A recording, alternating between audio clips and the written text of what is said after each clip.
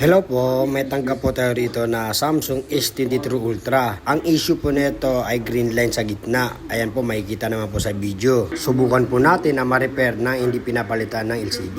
Hindi na po natin nakuha ng full video dahil medyo marami po tayong customer ngayong Sabado. Ang sabi ng customer natin, after daw po ng update niya, lumabas na po yung green line sa screen niya. Kasi nga daw po, hindi naman daw po nabagsak or naipit. Ang naaalala lang daw po ng customer natin ay nung nag-update siya, after few days, lumabas na po yung green line sa screen niya. Kaya subukan po natin ma-repair na hindi pinapalitan ng LCD. Hanggat maaari daw ay gusto niya manatili yung original na LCD niya. At yun na nga po, okay na po yung LCD ng customer natin, wala na po yung green line niya. Isang customer na naman natin ang tuwang-tuwa dahil mananatiling original pa rin yung LCD niya. Kaya po sa lahat ng gusto magpagawa, mag-PM lang po sa aming FB page, sa aming pong TikTok, Alex Alias Screen Specialist.